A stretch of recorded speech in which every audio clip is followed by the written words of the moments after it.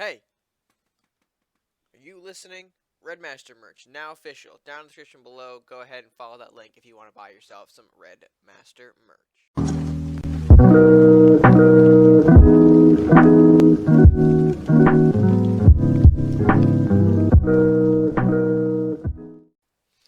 Hey guys, what is going on? RedMaster here, and welcome back to the episode of Cards and Castles. I want to call this a known combo video because it is another one of those last will combos that, if you've been around the game long enough and you've experimented, then you must have considered the Andrew's Pillar combination of, obviously Andrew and the Molten Pillar in Viking Warlock this time. I mean, some people I know like to play the Pillar even inside the classic yellow-red, because, it's just the colors that work for Last Will. It's just proven. But I want to kind of switch it up here and jump into the Viking side of things rather than the, Crusaders. We've done the Crusaders already.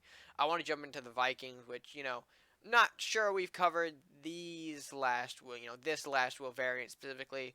But again, I just wanted to highlight it. We're on a bit of a Last Will run here with the combo series. We did the Pirate Crusader Last Will not too long ago, so I feel like it's only right to just jump into the Warlock Viking Pillar Last Will, and show you guys how that one works as well. So let's go ahead and jump into the deck list to show you guys what we're working with for Andrew's Pillar. All right, so here is the Andrew Pillars list, and no, Andrew's Pillar list. That's the right way to phrase that. Now, I think we have previously shown off on the channel before a separate Pillar Njord combination, although it didn't really take into account the Last Will engine.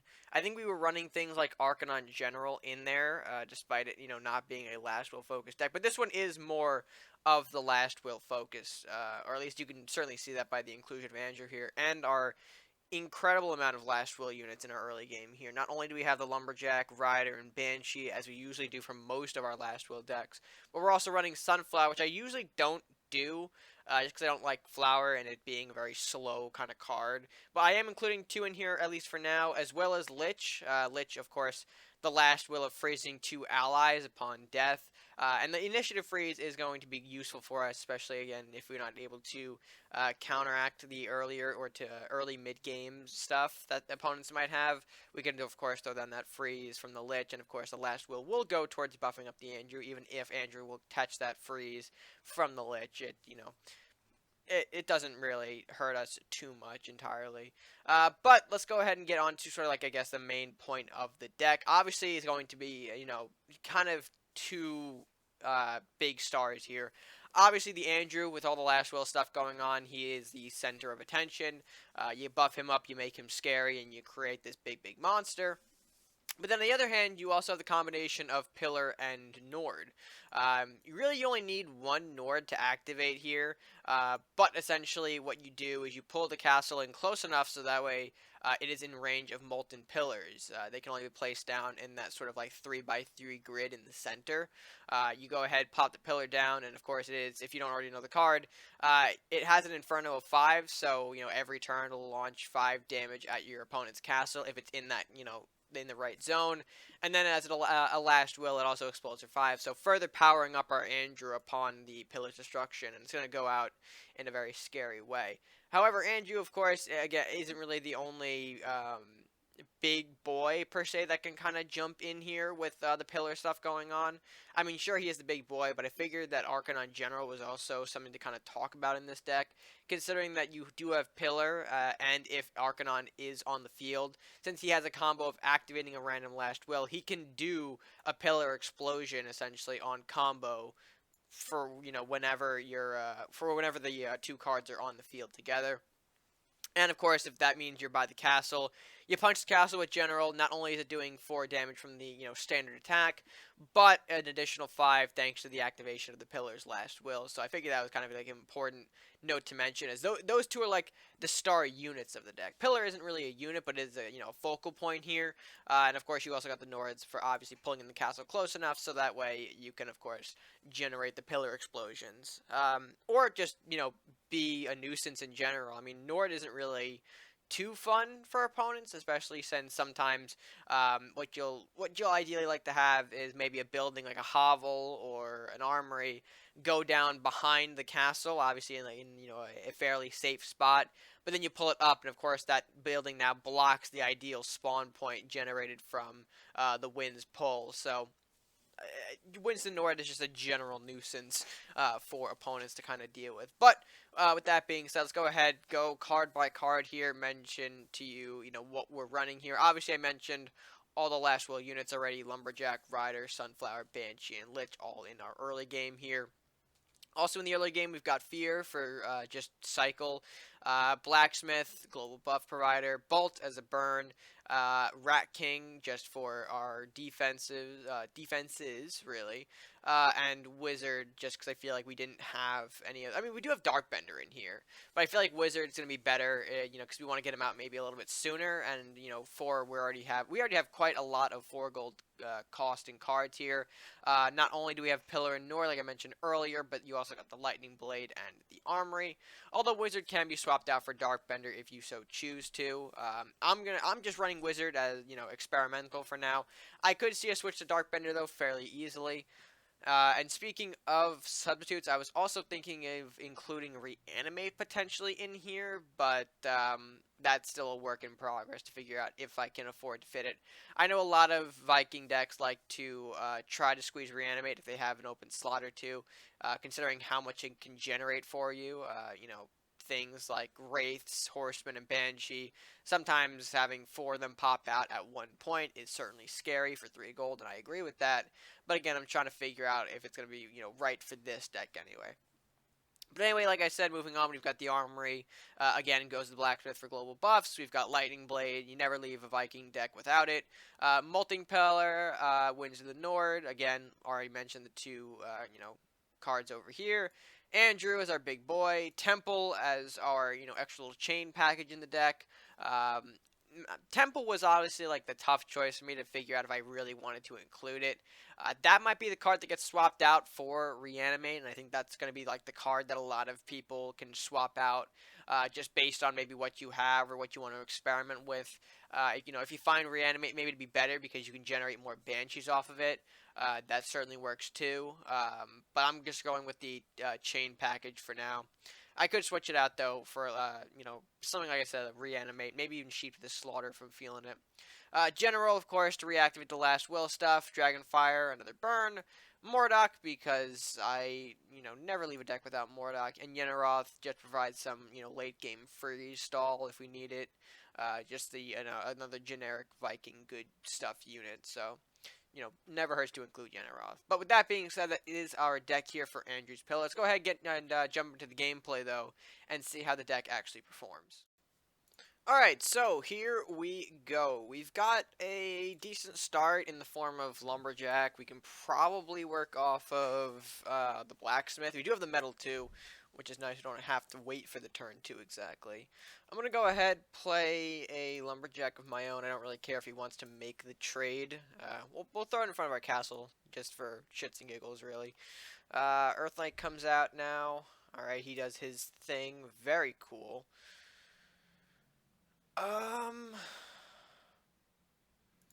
I think I am just going to coin out the Wizard just to see where that gets us.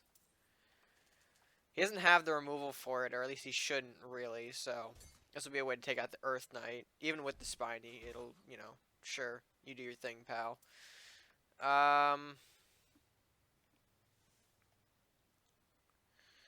Here's what we'll do.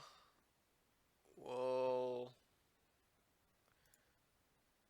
power up with the Blacksmith to be enough to take that out.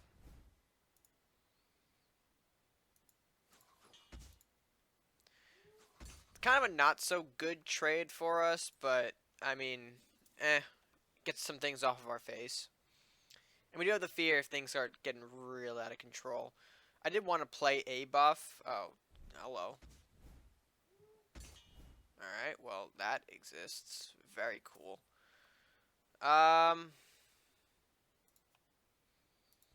Alright, fine. Just do that. Will Lich Freeze. I would like to have that when I had multiple units, but okay. Forbidden City, gonna draw 3, discard 1. Fine by me. Gets him back a couple of cards there. And throws out the Miner as well. Not in the best place, though, at least for that, because I can go ahead and throw the Armory out. And just do that. My gut feeling is that he probably has another companion to play. Because, I mean, the colors, yellow, white, just scream, yeah, companions, so. It is what it is, though. I mean, we can do more of this stuff, ideally.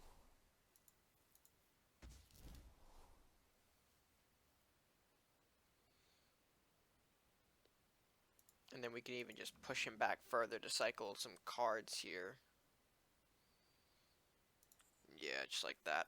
We need the Andrew. That's what's kind of like getting to me right now a little bit. We don't have the Andrew to really click.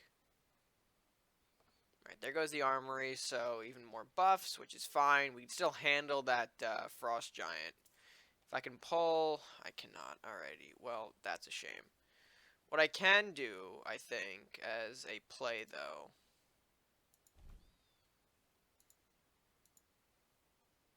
is this. We'll do that. We'll winds preemptively to set up our pillar, and his spawn point, the ideal spawn point that gets open up from the castle move, is, you know, cut off by the Armory. He'll play another one, though, I guess. Okay, fair enough. Interesting. I think I'll respond by just going Banshee Andrew. And then I'll cut off one of the Armories next turn. Sacred Quest. Okay, fair enough. Maybe do I have enough to do? Ooh, nice pull. I don't. Alright. So I'm going to have to do one of these.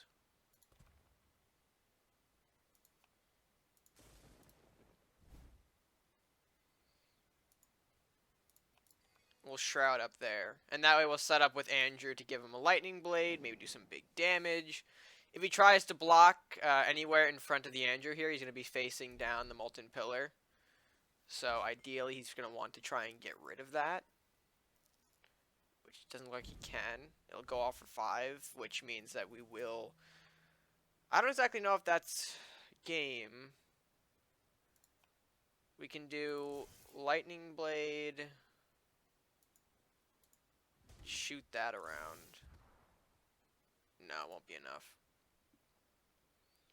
Oh, okay. I was saying we could set up the Molten Pillar anyway, just to kind of like lock down the game, but we didn't have to. So, but that is what the ideal combo you want to pull off. Something big like that, the Andrew there, and then of course the pillar right in front of the castle to create that explosion of 5.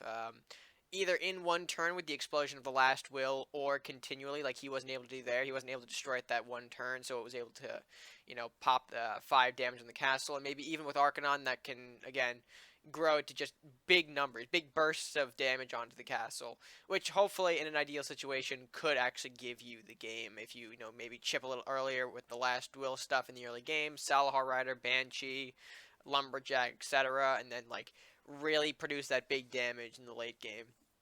You should have an effect similar to that game where you just win via big explosion. So very happy with that game. I think it's a great demonstration of the ideal pillar plays, I guess. And with that being said, guys, if you did enjoy this episode of Known Combos, let me know what you guys thought of the deck by leaving your thoughts down in the comment section below. While down there, if you haven't done so already, be sure to like the video if you enjoyed it, share with your friends, and of course subscribe if you are new or haven't done so already. It's the best way that you can support the channel. But not the only way. Now that we have merch, which of course is down in the description, go ahead and check out the store if you want to grab yourself some RedMaster merch. And with that being said, I think that's going to be it for me for now. So, until next time, guys.